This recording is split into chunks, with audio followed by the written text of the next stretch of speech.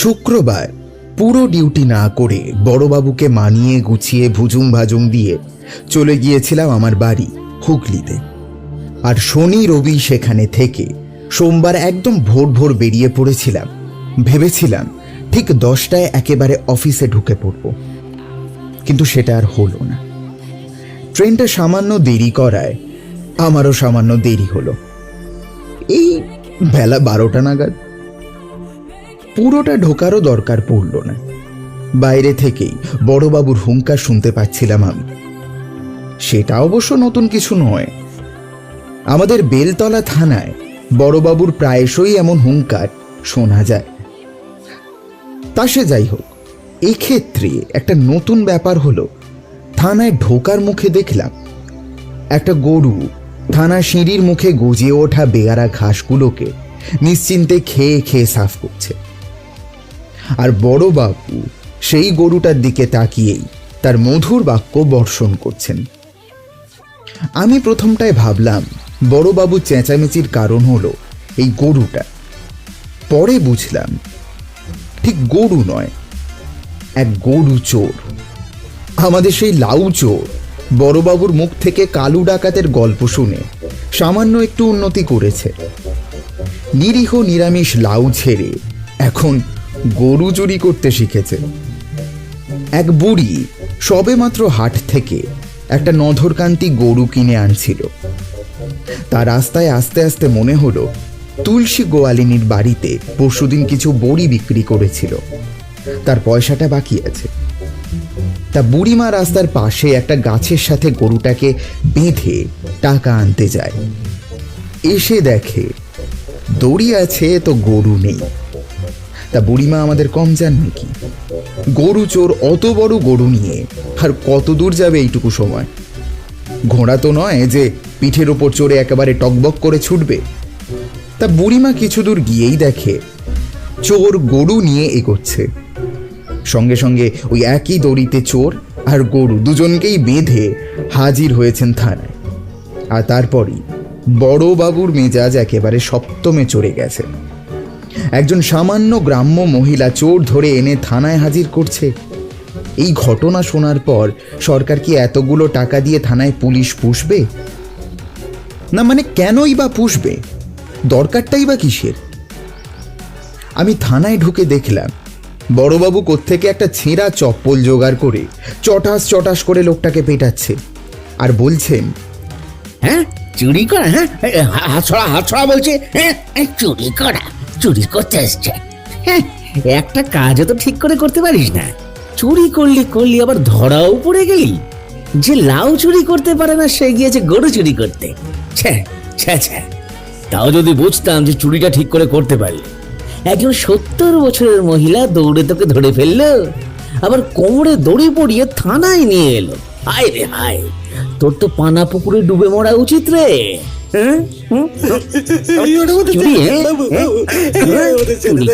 এর পরের বার একদম ঠিক করে চুরি করব, কথা দিচ্ছি, ঠিক করে চুরি করবো। বুড়িমা বেচারি হাঁ করে একবার চোরকে দেখে তো একবার বড়বাবুকে দেখে। উনি ঠিক বুঝতে পারছেন না বড়বাবু চোরকে কেন পেটাচ্ছেন। চুরি করার জন্য নাকি চুরি করে ধরা পড়ার জন্য? কি করে বোঝাই? বুড়িমা যদি চোরকে না ধরে শুধু রিপোর্ট লেখাতে থানায় আসতো তাহলে বোধহয় বড়বাবু এতটাও রেগে যেতেন না। কিন্তু চোরকে ধরে নিয়ে থানায় আসার পর দারোগার আর কি বা কাজ থাকতে পারে? যাই হোক, বড়বাবুকে কোনো মতে শান্ত করে বুড়িমা আর তার গরুকে বাড়ি পাঠালাম। চোরটা বেচারা মাটিতে বসে তখনও কুঁই কুঁই করছে। মনের সুখে তাকে আমিও দুঘা দিয়ে বড়বাবুর সামনে বসে পড়লাম। সবে মাত্র বাড়ি থেকে ফিরেছি, আর কাজের চাপও তেমন কিছু নেই, অবশ্য কোনো দিনই থাকে না। আর সব থেকে বড় কথা, ওই চোরটাকে দেখেই কেমন যেন কালু ডাকাতের কথা ভীষণ মনে পড়লো আমার। বড়বাবুর মেজাজকে শান্ত করার উপায়ও এখন একটাই, তাকে দিয়ে কালু ডাকাতের গল্প বলানো। তাই মাথাটা নিচু করে দুবার দুঃখের সাথে চিকচিক শব্দ করে শুধু একটা কথার অর্ধেকটা উচ্চারণ করলাম, ইস আর যদি কালু ডাকাত থাকতো। ব্যাস, আর বেশি কিছু বলার দরকার হলো না। বড়বাবু একেবারে খ্যাঁক করে উঠল। আরে ছাড়ো তো হে, তুমি কিসের সাথে কিসের তুলনা করছো? কোথায় এই লাউ চোর গরু চোর, আর কোথায় হলো গিয়ে আমাদের কালু ডাকাত? শুনবে শুনবে নাকি? আমাদের কালু ডাকাতের সাথে জমিদার প্রতাপ রায়ের টক্করের কথা শুনবে নাকি? হ্যাঁ, মনে মনে বললাম, শুনবো বলেই তো এত কাণ্ড করছি। মুখে বললাম, হ্যাঁ নিশ্চয়ই, আপনি বললে কেন শুনবো না। তাহলে চা ডিম টোস্ট বলি। ট্রেন লেট করায় আমার কিন্তু কিছু খাওয়া হয়নি। বড়বাবু গম্ভীরভাবে কি একটা চিন্তা করলেন, বললেন, তা আমি তো আবার ভাত ডাল আলু পোস্ত মাছের কালিয়া সব খেয়ে অফিসে এলাম। আমার তো এখন এই ডিম টোস্ট চলবে না, তবে হ্যাঁ চাটা চলতে পারে। চা এমন একটা জিনিস, তুমি খাবার আগে খাওয়ার পরে যখন খুশি খেতে পারো। হ্যাঁ, আমার জন্য এক কাপ চাই বলো দেখি। আমি তাড়াতাড়ি গিয়ে হারুদাকে সকলের চা আর আমার ডিম টোস্টের কথা বলে এলাম। বড়বাবু টেবিলের সামনে, তখন ভিড়। বড়বাবু দেখলাম দুবার তিনবার জোরে জোরে শ্বাস নিলে। বুঝলাম প্রচণ্ড রেগে গিয়েছিলেন তো, তাই সেই রাগের পারদ কমানোর চেষ্টা চলছে। রাগ কমিয়ে বেশ হাসি হাসি মুখে নিয়ে তিনি বলতে শুরু করলেন, হ্যাঁ তাহলে শোনো, ওই জমিদার মোহন রায়ের ঘটনাটা ঘটে যাওয়ার প্রায় 27-28 দিন পরের ঘটনা। সামনে তখন অমাবস্যা। আবার একজনের শিকার করবে কালু, কিন্তু কার? তা কি হলো, কাঁঠালি পালোয়ানের সেই শক্তি শিলার সামনে চিরকুট ফেলা হলো। এক একটি চিরকুটে এক একজন জমিদার মহাজনের নাম। কালু তো মা কালীকে প্রণাম করে একটা চিরকুট তুলল, আর তাতে নাম লেখা ছিল জমিদার প্রতাপ রায়। জমিদার প্রতাপ রায় হলো 12টির জমিদার। এই বেলতলা থেকে কিছুটা দূরে হলো সেই 12টি। মোহন রায়ও জমিদার ছিল, কিন্তু তার ঠাট বার সেই জমিদারের মতো হলেও বুদ্ধিটা জমিদারের মতো ছিল না। বলতে গেলে তার হম্বি তম্বি সবটাই ছিল সেই ইংরেজদের জুতো পালিশ করে পাওয়া মজুরি দিয়ে। নিজস্ব শক্তি বলতে প্রায় কিছুই ছিল না, ওই লেঠেলদের শক্তি হলো তার শক্তি। তা সেদিক থেকে প্রতাপ রায় হলো অন্য ধাঁতের মানুষ, একেবারে খাঁটি জমিদার বলতে যা বোঝায়। প্রতাপ রায় হলো তেমন ধারার মানুষ। ওসব ইংরেজ ফিংরেজদেরও তেমন আমল দিত না প্রতাপ রায়, নিজের ঠাঁটে থাকতো। তাই এই ভদ্রলোক ঠিক কেমন জিনিস সেটা জানার জন্য একটা উদাহরণ দিচ্ছি, শোনো। তাই এই প্রতাপ রায় 12টিতে নিজের একখানা মহল বানিয়েছিলেন। সে তো সব জমিদারই বানায়, সেটা কথা না, কিন্তু এই মহলের বিশেষত্ব হলো এর চারিদিকে বিশাল খাল কেটে রেখেছিলেন তিনি। শুধু তাই নয়, সেই খালে ছিল জমিদারের পোষা প্রায় 3-4টে কুমির। তা জমিদার প্রতাপ রায় নিয়ম করেছিলেন যে সাধারণ মানুষ যদি কেউ তার সাথে দেখা করতে আসে, তারা তার মহলে পালকি বা জুড়ি গাড়ি করে যেতে পারবে না। যেতে হলে ওই খালের উপর দড়ি বাঁধা আছে, সেই দড়িতে ঝুলে ঝুলে যেতে হবে। আর যদি কখনো হাত ফসকে খালের জলে পড়ে, ব্যাস নির্ঘাত মৃত্যু। জমিদারের কুমিররা শরীরের একটা হাড়ও আস্ত রাখবে না। আর যখন জমিদার বাড়িতে অনুষ্ঠান হতো, তখন শহর থেকে বড় বড় নামজাদা অতিথিরা আসতো, সাহেবরাও আসতো। তখন ওই খালের মধ্যে কাঠের পাটাতন ফেলে রাখা হতো, আর সেই পাটাতন ধরে খালের জলের ভেতরে দাঁড়িয়ে থাকতো 12টির গরিব চাষিরা। যে চাষিরা খাজনা দিতে পারতো না, তাদেরই এইসব শাস্তি দেওয়া হতো। সে বড় বড় কাঠের পাটাতন মাথায় করে নিয়ে খালের জলে সারা শরীর ডুবিয়ে তারা দাঁড়িয়ে থাকতো। আর কুমিরগুলো একটু একটু করে কুঁড়ে কুঁড়ে খেত। ভাবতে পারো, রক্তে লাল হয়ে যেত খালের জল, তবু এক চুলের জন্য নড়তে পারতো না তারা। আর কুমিরগুলো তো পোষা, তাদের শেখানো ছিল একবারে কামড়ে যেন মেরে না ফেলে। শুধু তারা তাদের বিষাক্ত দাঁত ফুটিয়ে যেত। আর সারা জীবনের জন্য সে এমন ক্ষত তৈরি হতো যে না তাতে শান্তিতে বাঁচা যায়, আর না জীবনের জ্বালা জড়িয়ে মরা যায়, এই রকম করতো। তা কুমিরের হাত থেকে বাঁচতে যদি কাঠের পাটাতন ফেলে দেয় তবে শাস্তি তো আরো মারাত্মক। সেই চাষির পুরো পরিবারকে ওই খালের জলে ফেলে দেওয়া হবে কুমিরের খাদ্য হিসাবে। এই হলো গরিব প্রজাদের কথা। তা গরিবদের তো জন্মই হয়েছে জমিদারদের হাতে মার খাবার জন্য, এ আর এমন কি কথা। তা জমিদার প্রতাপ রায় কিন্তু অন্য জমিদারদেরও ছাড়তেন না। দুর্গাপূজার সময় একদিকে সব গাঁয়ের জমিদারদের ঠাকুরই আসতো নবীন পটুয়ার থেকে, সেখানেও প্রতাপ রায়ের জুলুম ছিল। প্রতাপ রায়ের ঠাকুর হবে সবচেয়ে বড়, আর সকলের আগে সেই মূর্তি করা হবে। প্রতাপ রায়ের দুর্গা মূর্তির থেকে যদি 1 ইঞ্চি বেশি কারোর মূর্তি হয়েছে, ব্যাস হয়ে গেল, কুরুক্ষেত্র বেঁধে যাবে। এমনকি ইছামতির জলে ঠাকুর বিসর্জনের সময়ও সেই একই নিয়ম।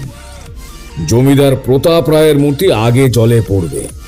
এমনকি এও নাকি হয়েছে বহুবার। সব জমিদাররা তাদের মূর্তি নিয়ে ঘাটের কাছে দাঁড়িয়ে আছে, তবু জলে ফেলবার জো নেই। আর জমিদার প্রতাপ রায়ও ইচ্ছে করে আরো দেরি করত। এই জমিদার প্রতাপ রায় আবার খুব ভালো লাঠি খেলতে পারতেন। 12টিতে একদিন লাঠি খেলার উৎসব হতো। সেখানে আশেপাশের গায়ের বড় বড় নামজাদা খেলোয়াড়রা অংশ নিত। তার সবাইকে হারিয়ে যে প্রথম হতো, তার সাথে জমিদার প্রতাপ রায় নিজে লাঠি খেলতে আসতেন। লোকে বলতো শেষ বেলায় নাকি খেলোয়াড়রা ইচ্ছে করে হেরে যেত, যাতে জমিদারের সাথে খেলতে না হয়। কারণ জমিদার প্রতাপ রায়কে হারাতে পারবে এমন কোনো খেলোয়াড় নাকি সেই সময় বাংলাদেশে ছিল না। এই এত কথা বলছি কেন জানো ভাইয়া? এইটুকু যাতে বুঝতে পারো যে জমিদার মোহন রায় আর জমিদার প্রতাপ রায় এক জিনিস নয়। জমিদার প্রতাপ রায় অনেক শক্ত ঘাঁটি। তা সে যাই হোক, কালুর চিরকুটে নাম উঠল প্রতাপ রায়। হাতে তখন মাত্র 2 দিন। তা অমাবস্যা রাতেই প্রতাপ রায়ের বাড়ি ডাকাতি হবে এমনই কালুর প্রতিজ্ঞা। কিন্তু এই 2 দিনের মধ্যে প্রতাপ রায়ের ওই দুর্গের মতো মহলে ডাকাতি করতে তো একটা প্রস্তুতি নেবে কালু। তার উপর এখন কালু বেশ বিখ্যাত হয়ে গিয়েছে। দীননাথ দারোগাও চারিদিকে তখন ফাঁক পেতে রেখেছে। লোকে বলে দীননাথ নাকি আগে থেকে সব খবর পেয়ে যায়। তার নাকি 2টো পোষা ভূত আছে, তারা সব খবর দেয় সেই দারোগাকে। মানে সব মিলিয়ে ব্যাপারটা বেশ চাপের। কালু তখন হাতে চিরকুটখানা নিয়ে স্যাঙারদের দিকে চেয়ে বলল, তা জমিদার মশাইকে তো খবরখানা দিতে হবে। অমাবস্যার দিনে আমরা যাচ্ছি মা ডাকাত কালীর প্রসাদ নিতে। অন্যবার এ কথা শুনে সকলে যেমন বেশ উৎসাহের সাথে ডাকাত কালীর জয়ধ্বনি করে ওঠে, এবার আর তেমনটা হলো না। সবাই কেমন যেন ঝিমিয়ে পড়েছে। নিজের স্যাঙারদের এমন অবস্থা দেখে কালু তো হুঙ্কার দিয়ে উঠল, কি হলো রে, সব ভয় পেয়ে গেলি নাকি রে? কালুর সবচেয়ে প্রিয় চেলা ছিল কুনকে। সে তখন এগিয়ে এসে বলল, বলছি কি সর্দার, এবার কি জমিদার মশাইকে জানানোটা খুবই দরকার। কারণ যে যাবে সে তো আর ফিরে আসবে না ওস্তাদ। ওই জমিদার তো তাকে কুমিরের মুখে ফেলে দেবে। কালু এবার উঠে দাঁড়ালো। তা বেশ, তোরা যখন কেউ যেতে চাইছিস না, তাহলে আমি যাব। আমি গিয়ে জানিয়ে আসবো কখন কোথায় সিন্দুক নিয়ে দাঁড়িয়ে থাকতে হবে। এই শুনে সঙ্গে সঙ্গে কালুর দলে একটু নড়াচড়া শুরু হয়ে গেল। তারা থাকতে সর্দার নিজে যাবে জমিদারের কাছে চিঠি পৌঁছতে? ছি ছি ছি, তা তো হতে পারে না। সর্দার কি পিয়ন নাকি? কুনকে তখন হাত জোর করে মাটিতে বসে বলল, রাগ করো না গো সর্দার, আমার চিঠিখানা দাও। আমারই ভুল হয়ে গেছে, সর্দারের জন্য জীবন দেব। সর্দারের কথাই তো শেষ কথাই জেনেই তো এসেছিলাম এই কাজে। না না ওস্তাদ, ও জমিদার আমাকে পুলিশে ধরিয়ে দিক কিংবা কুমিরে খাইয়ে দিক, আমি চিঠিখানা দিয়ে আসবো ওই জমিদারকে। না রে কুনকে, আমি ভাবছি অন্য কথা। অনেকদিন একটু কসরত করা হয়নি, শরীরখানা কেমন যেন ম্যাচ ম্যাচ করছে। কথাটা বলেই কালু 2 হাত মাথার উপরে তুলে আড়মোড়া ভাঙতে লাগলো। ওস্তাদের কথা কিছুতেই বুঝতে পারে না কুনকে, ফ্যাল ফ্যাল করে তাকিয়ে রইল। কালু তখন এবার ঠোঁটের কোণে আলতো হাসি এনে বলল, শুনেছি জমিদার প্রতাপ নারায়ণ রায় নাকি দারুণ লাঠি খেলে। হয়ে যাক আজ এক হাত। আজই 12টিতে লাঠি খেলার উৎসব আছে, তাই না? কথাটা শুনে কুঙ্কের মুখ একেবারে শুকিয়ে আমসি হয়ে গেল। জমিদার প্রতাপ রায়ের 1000 একটা বদগুণ থাকতে পারে, কিন্তু এই একখানা গুণের কথা যে ওর অতি বড় শত্রু অস্বীকার করতে পারবে না। লাঠি খেলায় জমিদার প্রতাপ রায়কে হারানো অত সহজ কথা নয় কিন্তু। না ওস্তাদ, অমন কাজ করতে যেও না। ও লোকটা দারুণ লাঠি খেলে। তা তোদের ওস্তাদ কি কিছু কম যায় নাকি? কুনকে তখন আবার নাক কান মূল্য। আরে এ তো মহা মুশকিলে পড়া গেল। সর্দারের মাথায় একবার পোকা নড়েছে, এ ভবি তো ভোলার নয়। কালু তখন আস্তে আস্তে কাঁধে হাত রাখলো কুনকে। অত ভাবিস না কুনকে, অত ভাবিস না। ভাবলে কাজ করবি কখন? হ্যাঁ, আজ কখন লাঠি খেলা শুরু হচ্ছে খবর নেই। কথাটা বলেই কালু ধ্যানে বসলো মা ডাকাতকালীর সামনে। এর অর্থ কিন্তু সবাই জানে। এখন আর কোনো কথা সে বলবে না। যা বলে দিয়েছে সেটাই হলো শেষ কথা। 12টি রাজমহল সাজানো হয়েছে। দূর থেকে সেই মহলের জৌলুস দেখা যাচ্ছে। বাংলাদেশের থেকে এমনকি বিহার, উত্তরপ্রদেশ এইসব জায়গা থেকেও সব নামজাদা পালোয়ান লাঠি খেলায় ভাগ নিতে এসেছে।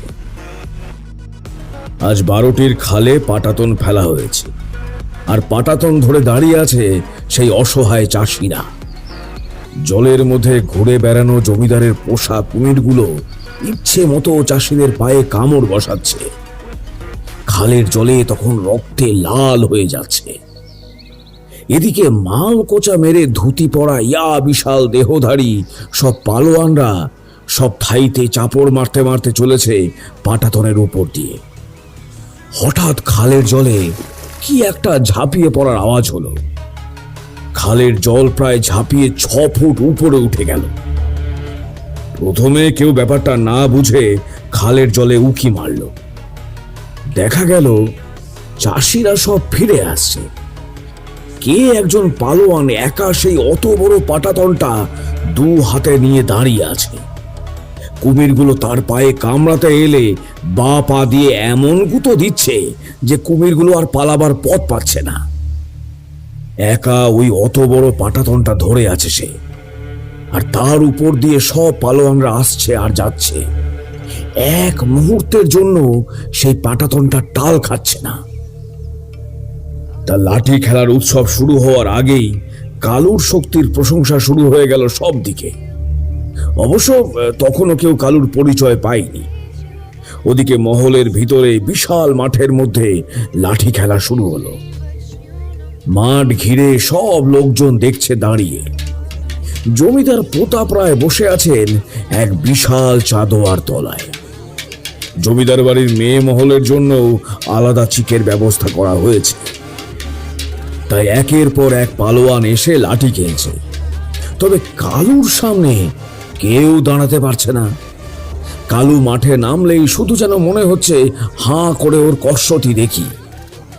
আস্তে আস্তে প্রতিযোগিতা যত এগোতে থাকে, একের পর এক নামজাদা পালোয়ান হেরে ভূত হয়ে মাঠের পাশে দাঁড়িয়ে থাকে।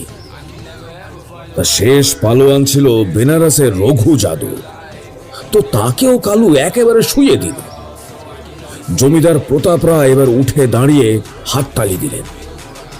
প্রতিবার এই শেষ লড়াইটা বড্ড অদ্ভুত রকমের হয়। 2 প্রতিযোগী একে অপরের চারধারে ঘুরে ঘুরে সময় কাটায়।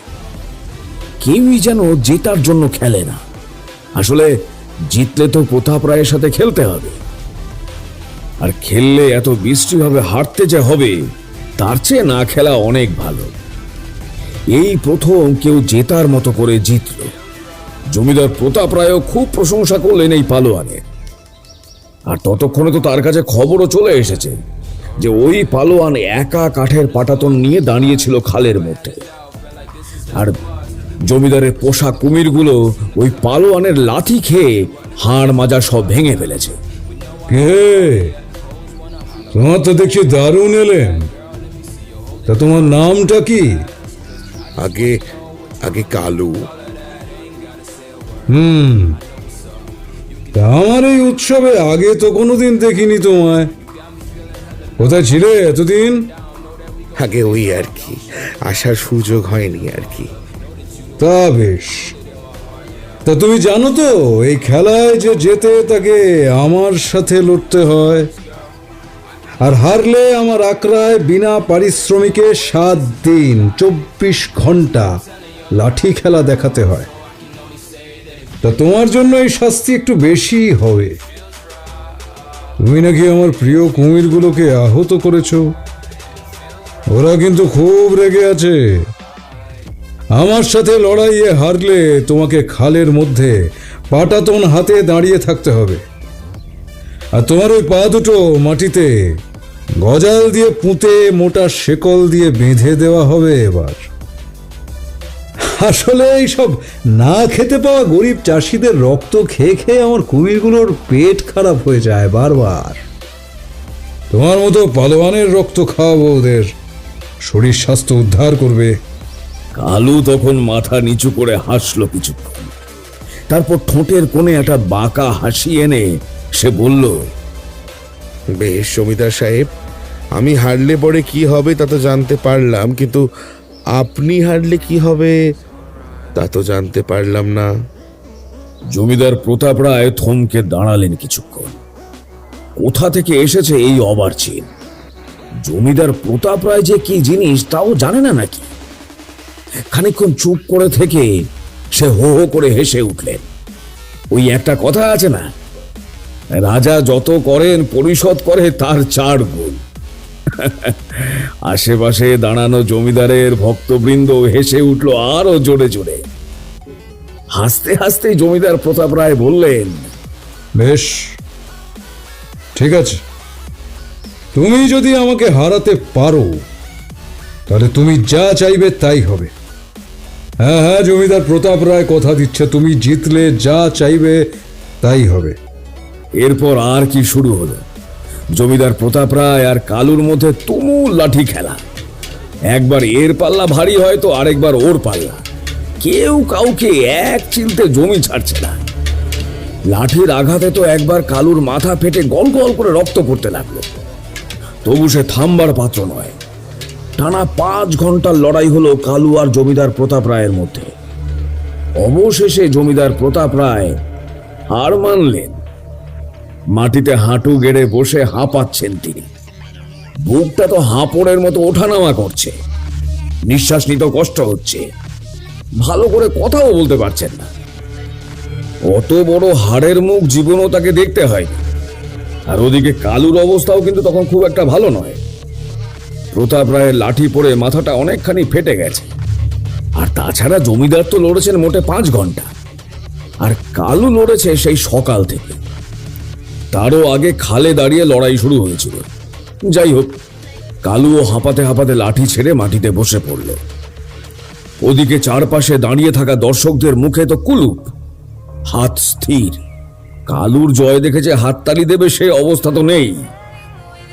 জমিদার প্রতাপ রায় তখন মাটিতে বসে হাঁপাচ্ছে, আর তার প্রজারা একটা কালো খালি গায়ের অনামী পালোয়ানের জন্য হাততালি দেবে, প্রশংসা করবে। এ কেমন কথা? তবে হ্যাঁ, জমিদার প্রতাপ রায় তার কথা রাখলেন।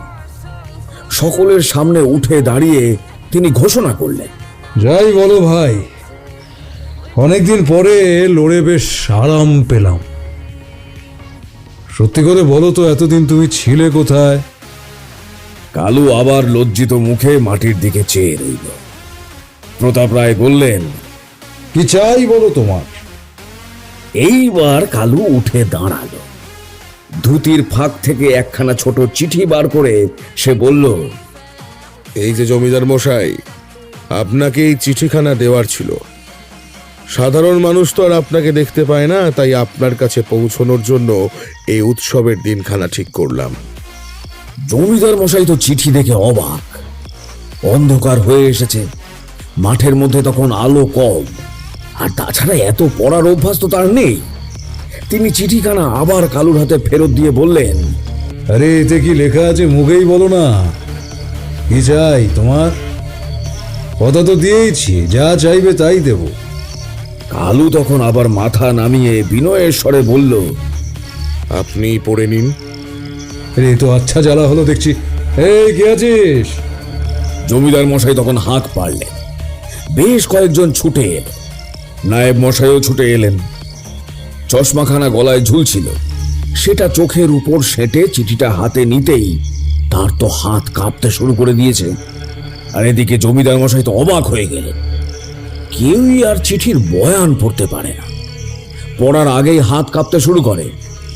আর তাদের অবস্থা দেখে কালু তো মিটিমিটি হাসছে। জমিদার প্রতাপ রায় তখন হুঙ্কার দিয়ে বলে ওঠে, আরে কি হয়েছে সেটা তো বলবে। আমি বলছি। এবার আরেকটা বাজখাই গলা শোনা গেল অন্ধকারের ভেতর থেকে। সেদিকে তখন সবাই অবাক হয়ে তাকালো। কালুও খানিকটা অবাকই হলো।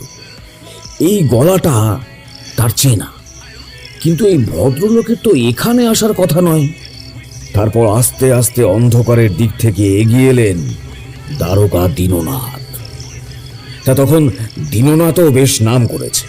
শুধু বেলতলা নয়, আশেপাশের গ্রামেও কোনো জটিল কেস এলে ডাক পড়ে সেই দীননাথের। এমনকি কলকাতার লালবাজারে গিয়েও দুটো জাঁদরেল খুনের কেস সলভ করে এসেছেন তিনি। জমিদার প্রতাপ রায়ও দীননাথকে দেখে খানিকটা অবাকই হয়ে গেলেন। এর আগে বেশ কয়েকটা অনুষ্ঠানে দীননাথকে আমন্ত্রণ করেছিলেন তিনি, কিন্তু এই পাটাতনের উপর দিয়ে যেতে হবে বলেই তিনি আর আসেননি কোনোদিন। কিন্তু আজকে একেবারে নিজে থেকে হাজির। কিছুই বুঝছেন না প্রতাপ রায়। দীননাথ বাবু এবার সব রহস্যের থেকে পর্দা সরিয়ে বললেন, ওটা কালু ডাকাতের হুমকির চিঠি। অমাবস্যার রাতে মা ডাকাতকালীর সামনে বলি হতে না চাইলে সিন্দুক ঘাড়ে করে খাল পাড়ে দাঁড়িয়ে থাকতে হবে। কি তাই তো কালু? জমিদার প্রতাপ রায়ের নায়েব গোমস্থরা এতক্ষণ শুধু কালুর চিঠি হাতে পেয়ে কাঁপছিল থরথর করে।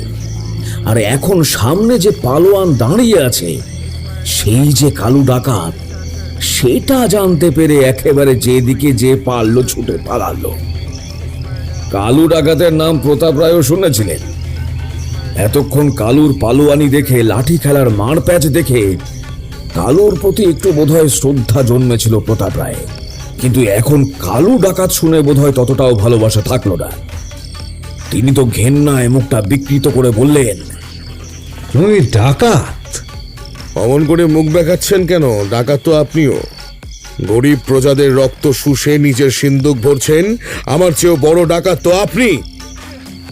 তবে শুনেছি জমিদার প্রতাপ রায় নাকি কথার খেলাপ করেন না। আপনি কথা দিয়েছিলেন, আমি যদি আপনাকে লাঠি খেলায় হারাতে পারি তবে আমি যা চাইবো আপনি তাই দেবেন। আর দুদিন পরে অমাবস্যা, সেদিন মা ডাকাতকালীর পায়ে দেওয়ার জন্য অর্ঘ্য প্রস্তুত রাখবেন। সেটা তো হবে না কালু। এবার বললেন দীননাথ, জমিদার প্রতাপ রায়কে হুমকির চিঠি দেওয়ার অপরাধে তোমাকে আমি গ্রেপ্তার করলাম। সে কি দারোগা সাহেব, আমি তো এখনো ডাকাতি করিনি। হ্যাঁ, তা তুমি করনি, কিন্তু এমন একটা হুমকি চিঠি দেওয়াও তো অপরাধের মধ্যেই পড়ে। বেচারা কালু এটা বোধহয় জানতো না। জমিদার মশাই হাসলেন। কালু পড়েছে প্যাঁচে, তার সাথে তো একটু আবার খেলতেই হয়। তিনি এবার রসে রসে বললেন, ঠিক আছে কালু, তোমার কথাই থাকলো। অমাবস্যার দিন আমি আমার 3টে সিন্দুক নিয়ে খালের ওপারে দাঁড়িয়ে থাকব, একা, নিরস্ত্র। কিন্তু তোমাকে আসতে হবে। আমি কিন্তু তোমার কোনো স্যাঙাতকে একটা ফুটো পয়সাও দেব না। তোমার সাথে আমার কথা হয়েছে, শুধু তোমাকেই দেব। কালু চুপ করে রইল খানিকক্ষণ। দীননাথ ততক্ষণে লোকজন দিয়ে কালুকে ঘিরে ধরেছে। এখান থেকে পালাবার তো আর কোনো উপায় নেই। আরে একবার ধরা পড়লে যে দুদিনের মধ্যে সে যে ছাড়া পাবে না, সে ব্যাপারে একেবারে নিঃসন্দেহ। সেই ইংরেজ সাহেবের থেকে শুরু করে পরপর সব ডাকাতির কেস একের পর এক ঝুলবে ওই কালুর উপরে। আর সুযোগ বুঝে জমিদার মশাইও ভালোই খেললেন। কালুকে আসতে হবে, নইলে তিনি কোনো পয়সা দেবেন না। আর প্রতাপ রায়ের মহলের যা ব্যবস্থা কালু নিজের চোখে দেখলো, তাতে কালু নিজে না এলে তার দলের কারোর পক্ষে সম্ভব নয় এখানে ডাকাতি করা। এ কালু, কি ভাবছো? তাহলে আসছো তো অমাবস্যার রাতে? আসবো জমিদার মশাই। আমি যে মা ডাকাত কালীর কাছে প্রতিজ্ঞা করেছি প্রত্যেক অমাবস্যায় তার কাছে এক একজন জমিদারের রক্তচোষা পাপের ধন অর্পণ করব। আসবো জমিদার মশাই, আমি ঠিক আসবো। জমিদার মশাই তো হেসে উঠলেন।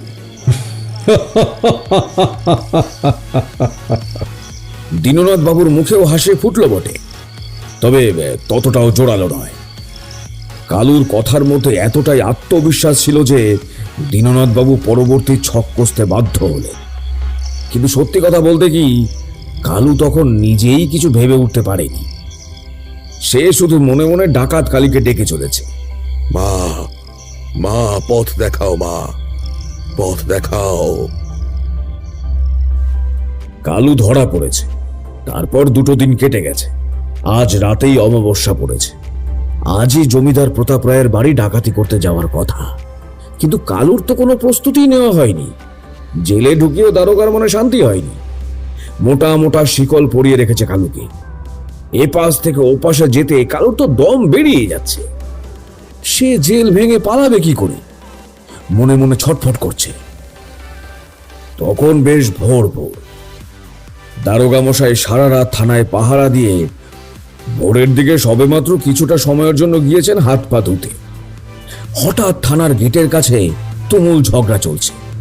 দেখা গেল এক বিধবা মহিলা মাছের ঝুড়ি মাথায় করে দাঁড়িয়ে আছে, আর এক হাবিলদার তাকে ধরে টানতে টানতে নিয়ে আসছে থানায়। মেয়েটি তো কিছুতেই আসবে না থানায়। মেয়েটি তখন চিৎকার করছে, এই চার বলছি, আমি জমিদারের কাছে যাব, আমি নায়েবের কাছে যাব, আমি গ্রামের পুরোহিতের কাছে যাব, আমি ম্যাজিস্ট্রেটের কাছে যাব, আমি বড়লাটের কাছে যাব, আমি ইংল্যান্ডের রানীমার পা দুটিকে জড়িয়ে ধরবো গো। বেটা ছেলে হয়ে আমার গায়ে হাত দিচ্ছে। আমি একটা বেদবা মেয়ে মানুষ, এই হতচ্ছাড়া হাবিলদারটার মুখে আগুন। আমার হাত ধরে রাস্তা দিয়ে টানতে টানতে নিয়ে আসছে, আমার দেহ মানুষ করলো গো। সত্যি তো এ বড় অন্যায়। মেয়ে ছেলে সে যাই করুক না কেন, তাই বলে তো তাকে প্রকাশ্য রাস্তা দিয়ে এমন টেনে হেঁচড়ে নিয়ে আসা যায় না।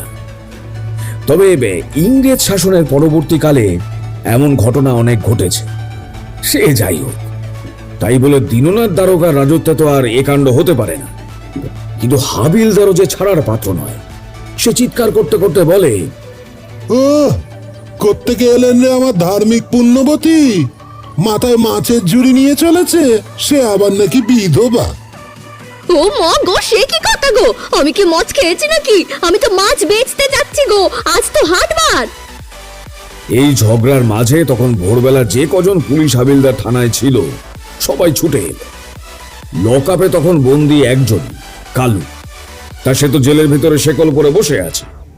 তাকে নিয়ে আর কিসের চিন্তা? তার চেয়ে বরং ঝগড়া দেখাই বেশি আনন্দ। থানায় হাবিলদারদের মধ্যে আবার একজন বেশ পেটুকো ছিল। সকালবেলা তাজা মাছের নাম শুনেই তার জিভ দিয়ে তো জল গড়িয়ে পড়ল। সে একটু বেশ রেলা দেখিয়ে বলল, আরে ঝুড়িতে কি মাছ এনেছিস? একটু দেখি তো। মেয়েটি তখন ঝুড়ি নামানোর আগেই সেই হাবিলদারটি তাকে ধরে নিয়ে এসেছিল।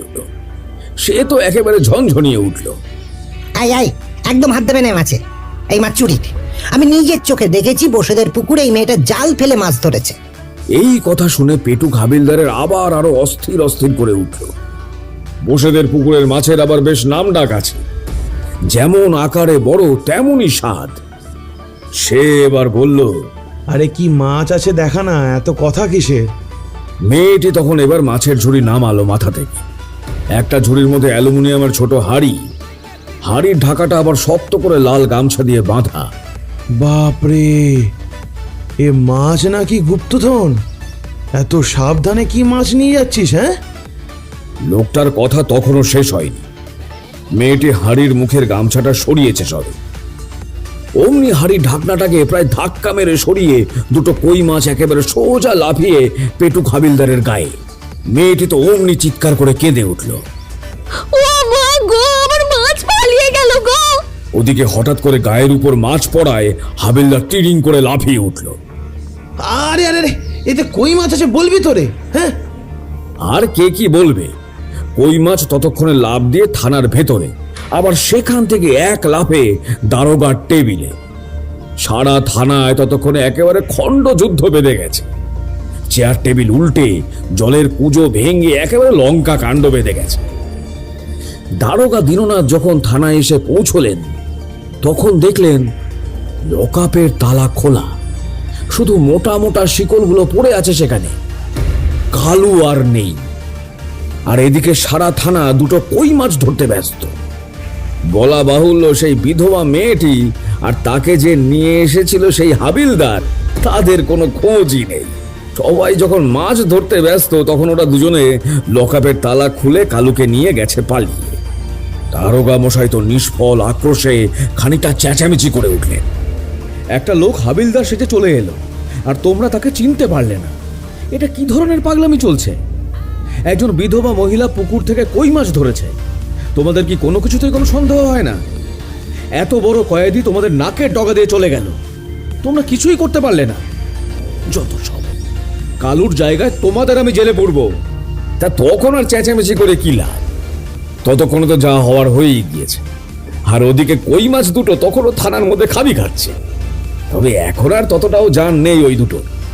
বড় ভারী 3 মণি ওজনের রাইফেলের পেছনের দিকটা দুজনের উপর বসিয়ে সেই পেটু হাবিলদার বলল, মাছ দুটো কিন্তু বেশ খাসা। এই দুটো বাড়ি নিয়ে গিয়ে গিন্নিকে বললে হবে একটু কষিয়ে একটু রসিয়ে তেল কই করতে। হ্যাঁ। থানার থেকে বেশ খানিকটা দূরে একটা গরুর গাড়ি রাখা ছিল। হাবিলদার বেশিক্ষণকে আর কালু দৌড়ে পৌঁছে গেল সেখানে।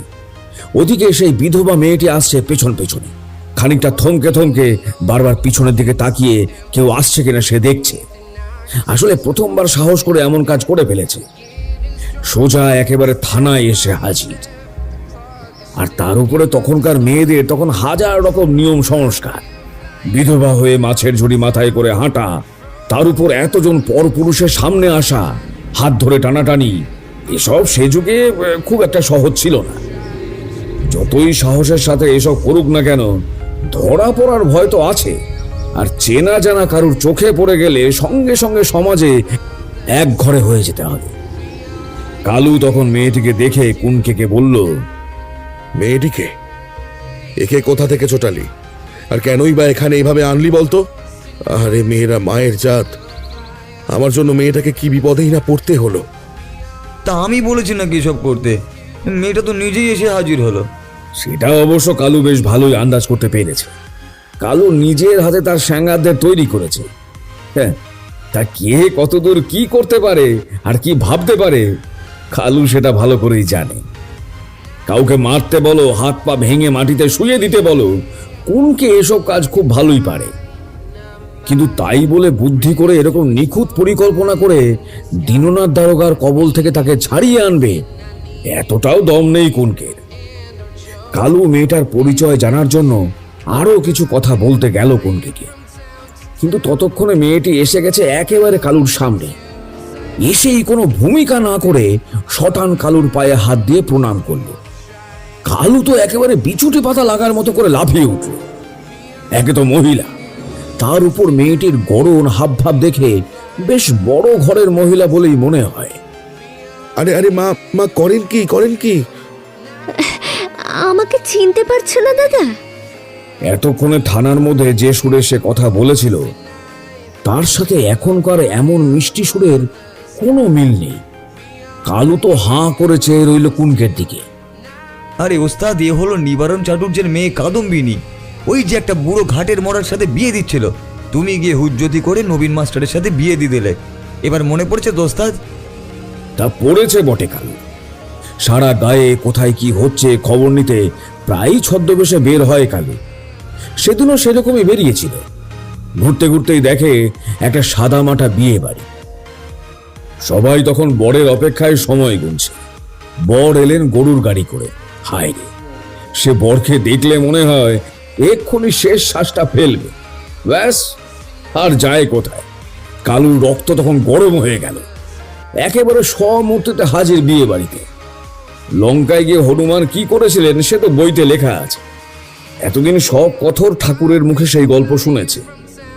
আজ সবাই নিজের চোখে দেখলো সেই কাণ্ড।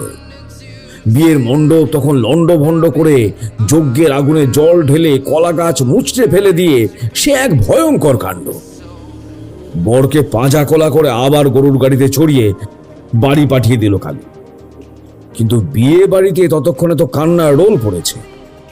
কাদম্বিনীর তো এই লগ্নেই বিয়ে দিতে হবে, নইলে যে সে লগ্ন ভ্রষ্টা হবে। তাতে কি সমস্যা? লগ্ন শেষ হতে তখনও 1 ঘন্টার মতো বাকি। তার মধ্যেই কালু চারিদিকে নিজের লোক পাঠিয়ে 12টির নবীন মাস্টারকে তুলে এনে বিয়ে দিয়ে দিলেন কাদম্বিনীর সঙ্গে। নবীন মাস্টার কাদম্বিনীর পাল্টি ঘর, তবে ওই আর কি, বাপ মা মরে গেছে ছোটবেলায়। একার জীবন ছন্নছাড়া ভাবে চলছিল এতদিন ধরে। জমি জমা টাকা পয়সা এসব সেরকম ছিল না, তবে দুজনের জড়িটা মানিয়েছিল বেশ ভালো। কিন্তু ওই অদৃষ্টের পরিহাস, বছর ঘুরতে না ঘুরতেই নবীন মাস্টার মরল ম্যালেরিয়ায়, আর কাদম্বিনী তার শাখা সিঁদুর খুইয়ে দৌড়ে দৌড়ে প্রায় ভিক্ষে করছে। এই ঘটনাটা বোধহয় কালুর জানা ছিল না। কালু ফ্যাল ফ্যাল করে কাদম্বিনীর ফাঁকা সিঁথি আর সাদা শাড়ির দিকে চেয়ে রইল। কাদম্বিনী সেটা বুঝতে পেরে হালকা হেসে বলল,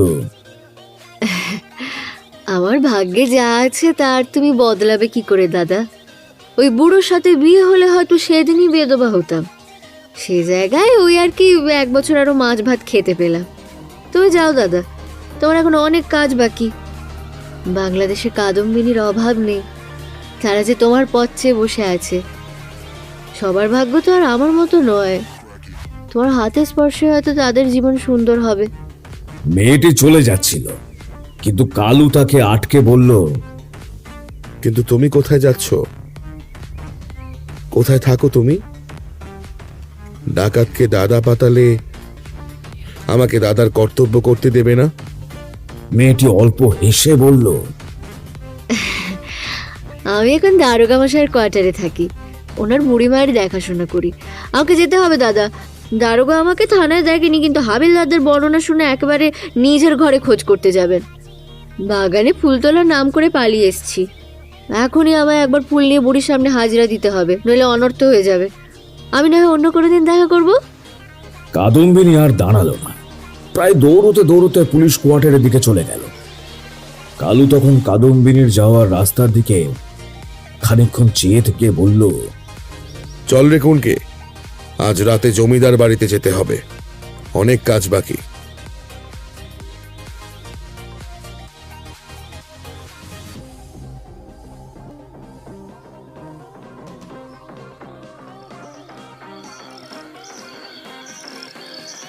রাত হয়েছে, অমাবস্যার রাত, চারিদিকে ঘন অন্ধকার, শুধু ঝিঝি পোকার ডাক শোনা যাচ্ছে চারিদিকে। 12টির জমিদারের মহলের দরজা খুলে গেল, খালের ওপরে পাটাতন পড়ল, আর সেই পাটাতনের উপর দিয়ে প্রতাপ রায়ের ফিটেন গাড়ি এসে দাঁড়ালো খালের ওপারে, সঙ্গে 3 সিন্ধুক অতুল ধন সম্পদ। ফিটেন গাড়ির দুধারে মশাল বোঝা, সেই আলোয় চারপাশটা দেখা যাচ্ছে অল্প অল্প। জমিদার মশাই ফিটেন থেকে নেমে দাঁড়ালেন খোলা রাস্তায়, একদম শান্ত, নিশ্চুপ মুখের একটা রেখাও তার কাঁপছে না। এই মুখ দেখে কেউ বলতে পারবে না জমিদার মশাইয়ের মনের মধ্যে কি চলছে। খানিকক্ষণ পরেই দেখা গেল ওদিক থেকে বেশ কয়েকটা মশাল আসছে। জমিদার মশাই সোজা হয়ে দাঁড়ালেন। কালুর দলও বোধহয় মশালের আলোয় দেখতে পেয়েছে জমিদার মশাইকে। একটা হুল্লোড় শোনা গেল এদিক ওদিক, আর কালুর দলের সেই চিরাচরিত অহংকার, জয় মা কালী, জয় মা কালী, সেই অন্ধকারের মধ্যেই ঠাওর করে নিলেন জমিদার মশাই কালুকে। একেবারে সামনে দাঁড়িয়ে, মাথায় লাল ফেট্টি, কপালে লাল সিঁদুরের টিপ, পেটানো চেহারা, খালি গায়ে তেল মাখা। জমিদারের ঠোঁটের কোণায় একটা বাঁকা হাসি ফুটে উঠল। এ কি কালু, এত লোক নিয়ে এসেছো? আমি তো তোমাকে কথা দিয়েছিলাম একা আসবো। দেখো আমার সাথে কেউ নেই, শুধু একটা এই বুড়ো ফিটনওয়ালা আছে। বলো তো ওকে ধাক্কা মেরে খালের জলে ফেলে দিতে পারি, কিন্তু তোমার সাথে যে দেখি অনেক লোক, এটা কিন্তু ঠিক বীর পুরুষের মতো কাজ হলো না। কালু দাঁতে দাঁত চেপে ঘষে নিল। লোকটা কি সত্যি একা এসেছে নাকি এর পিছনে অন্য কোনো চাল আছে। সে থাক, জমিদার মশাইয়ের এরকম কথার পরে তো আর কালুর পক্ষে একা যাওয়া ছাড়া উপায় রইল না। কালু তখন চেঁচিয়ে বলল, আপনি চিন্তা করবেন না জমিদার মশাই, ওরা এখানেই থাকবে আপনার সাথে। শুধু আমি একাই দেখা করতে যাব, সম্পূর্ণ নিরস্ত্র। কুনকে একবার কানের কাছে এসে ফিস ফিস করে বলল, ওস্তাদ, ওখানে একা যাওয়াটা কি ঠিক হবে? কালু তো চোখ কুচকে ধাক্কা মেরে কুনকে সরিয়ে দিল। জমিদার মশাই দাঁড়িয়েছিলেন বেশ খানিকটা দূরে, একেবারে পাটাতনের গা ঘেঁষে। কালু এগিয়ে গেল সেদিকে। জমিদার মশাই ভারী সিন্দুকটা দু হাত দিয়ে ধরে এগিয়ে ধরলেন, কিন্তু ঠিক তখনই একটা অদ্ভুত ব্যাপার ঘটল। কালু পড়ে গেল। কালু ঠিকই ভেবেছিল যে জমিদার মশাই এত সহজে ছেড়ে দেওয়ার পাত্র নন। তিনি কথা দিয়েছেন বলেই তার সব ধন সম্পত্তি কালুর হাতে তুলে দেবে, এতটা ন্যায়পরায়ণ হলে হয়তো কালুর চিরকুটে তার নাম উঠত না। কিন্তু কালুকে উস্কে তাকে নিয়ে এসেছে একেবারে খালের কাছে। জমিদার মশাই যেখানে দাঁড়িয়ে আছে তার থেকে মাত্র 1 ফুট দূরে। সেখানে আগে থেকে প্রায় মানুষ সমান একটা গর্ত করে রেখেছিলেন জমিদার মশাই। খড় ঘাস এসব দিয়ে তার উপর আলগা করে মাটি চাপা দিয়ে রেখেছিলেন। বেচারা কালু অন্ধকারে না বুঝে যেই না পা দিয়েছে, একেবারে ধপ করে পড়ে গেল সেই গর্তে। আর সঙ্গে সঙ্গে অন্ধকারের আড়াল থেকে জমিদারের পোষা প্রায় 100 খানেক লেঠেল লাঠি আর বর্ষা নিয়ে তেড়ে এলো তার দিকে। কালু পড়ে গেছে গর্তে। এখন ওপর থেকে ইচ্ছে মতো তার উপর লাঠির বাড়ি মারা যায়। কালুর সেই অবস্থা দেখে কুনকে আর তার দলবল ছুটে আসছিল, কিন্তু জমিদার প্রতাপ রায় তখনই হুঙ্কার দিয়ে উঠলেন, এই এক পাও এগিয়েছো কি একেবারে গুলি করে মাথার খুলি উড়িয়ে দেবো তোমাদের সর্দারের। 1 পাও যদি কেউ এগিয়ে এসেছে, একেবারে গুলি করে মাথার খুলি উড়িয়ে দেবে তাদের সর্দারের। কোথায় নিরস্ত্র? সিন্দুকের আড়ালে লোকানো ছিল জমিদারের বিশাল বন্দুকখানা। বন্দুকের ভয়ে কুনকেরা কেউ এগোতে পারছে না। ওদিকে ইচ্ছে মতো লাঠির বাড়ি পড়ছে কালুর মাথায়। চারিদিকে তখন এত অন্ধকার যে লাঠিটা ঠিক কখন আসছে, কোন দিক থেকে আসছে কালু বুঝতে পারছে না। কিন্তু কালুকে হারানো কি এত সহজ? সে রোজ তার ডাকাতকালীর সামনে বসে ধ্যান করে। কালু বুঝে গেল যে এভাবে ছটফট করে কোনো লাভ নেই। কয়েক মুহূর্তের জন্য চোখ বুজে বোঝার চেষ্টা করলো লাঠির বাড়ি ঠিক কোন দিক থেকে আসছে। তারপর ঠিক 2টো লাঠির উপর মনোনিবেশ করলো সে। তারপর 2টো লাঠি 2 হাতে ধরে সামান্য চাপ দিয়ে 1 লাফে বেরিয়ে এলো ওই গর্ত থেকে। জমিদার মশাই তো ঘাবড়ে গিয়ে পরপর 2টো গুলি করে বসলেন। কালুকে প্যাঁচে ফেলতে অল্প আলো রেখেছিলেন, সেই আলোয় নিজেরই নিশানা ফসকে গেল। আর এদিকে কালুর তখন মাথা গরম হয়ে গেছে। 100 কেন, মনে হয় আরো 100 লেঠেল যোগ করলেও তাকে কেউ হারাতে পারবে না। কালুর নিজের কাছে তো আর লাঠি ছিল না, তবে লাঠি জোগাড় করতে সময় লাগলো না। দুজনকে মেরে তাদের লাঠি নিয়ে কালু 2 হাতে লাঠি ঘোরাতে লাগলো। আর সেই ধাক্কায় জমিদারের লেঠেলরা সব এদিক ওদিক ছিটকে যেতে লাগলো। এদিকে কুনকের দল তখন হারে রেড়ে করতে করতে ছুটে আসছে। জমিদার মশাই বেগতিক দেখে পালাতে গেলে, কিন্তু কালু কি আর তাকে ছাড়ে? কালু একেবারে বাঘের মতো ঝাঁপিয়ে পড়ল জমিদারের উপর। বেচারা জমিদার প্রতাপ রায় কালুর ভার নিতে না পেরে সোজা পড়ে গেল সেই খালের মধ্যে। আর তারপর প্রতাপ রায়ের এতদিনের পোষা কুমিরের দল রাতের বেলায় এমন একটা নধর ক্লান্ত হৃষ্টপুষ্ট শরীর পেয়ে একেবারে ঝাঁপিয়ে পড়ল প্রতাপ রায়ের উপর। কোনোটা পায়ে কামড়ায় তো কোনোটা হাতে। জমিদার প্রতাপ রায় ব্যথায় কাঁতরাতে কাঁতরাতে চেঁচিয়ে উঠল, এই নেমো খারামের দল, তোদের এত বছর ধরে খাইয়ে পড়িয়া পোষ বানালাম, আর আজ তোদের মনিককে কামড়াতে এসেছিস। এবার হেসে কালু বলল, জমিদার মশাই, ওরা শুধু রক্ত চেনে, সে গরিব চাষি হোক বা জমিদার প্রতাপ রায়, খাল কেটে কুমির আপনি এনেছেন জমিদার মশাই, এখন ওরা আপনাকেই কামড়ে শেষ করবে। জমিদার মশাই তো এবার প্রায় কেঁদে পড়লেন। আমাকে আমাকে বাঁচাও কালু, আমার সব ধন সম্পত্তি যা আছে সব নিয়ে নাও, খালি আমাকে বাঁচাও কালু, কালু আমাকে বাঁচাও। কালু তখন হাত বাড়িয়ে জমিদার মশাইকে তুলতে গেল। ওদিকে জমিদার মশাইয়ের লেঠেলরা প্রায় সবাই কুনকেদের হাতে ঘায়েল হয়ে গেছে। কুনকে এবার কালুর কাছে ঘেঁষে এসে বলল, ওস্তাদ, এই লোকটাকে মোটেই তুলো না, ওই বেটাকে কুমিরদের হাতেই মরতে দাও, থাক বেটা খালের মধ্যে পড়ে। কালু তখন হাঁপাতে হাঁপাতে বলল, না রে, মানুষ খুন করব বলে তো আমরা ডাকাতি করতে আসিনি। এই শয়তান জমিদারগুলোর রক্তচোষা ধন মায়ের পায়ে অর্পণ করে এদের পাপ লাঘব করতে এসেছি। ও ক্ষমা চাইছে যখন, ওকে ক্ষমা করে দেব। আমার কথা শুনছো না তো ওস্তাদ? এ বড় শয়তান, দেখবে আবার অন্য কোনো প্যাঁচ কষবে। তা কষুক না, যত ইচ্ছে প্যাচ কষুক।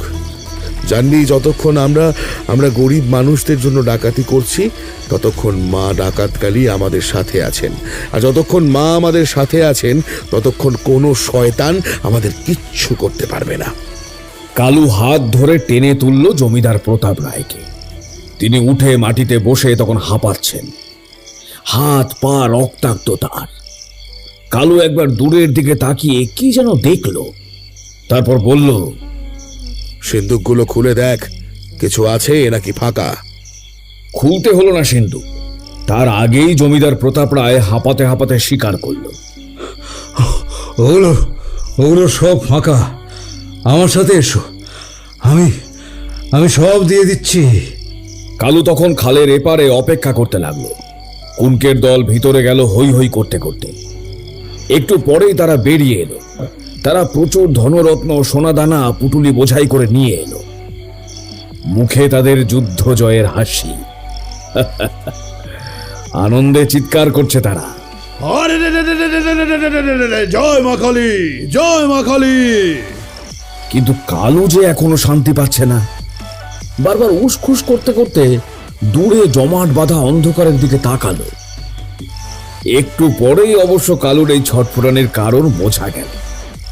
অন্ধকার ভেদ করে দারোগা দীননাথের গলার স্বর শোনা গেল, এক পা এগোবে না কালু, তোমার দিকে আমার রিভলভার কিন্তু তাক করা আছে, একেবারে মাথার খুলি উড়ে যাবে।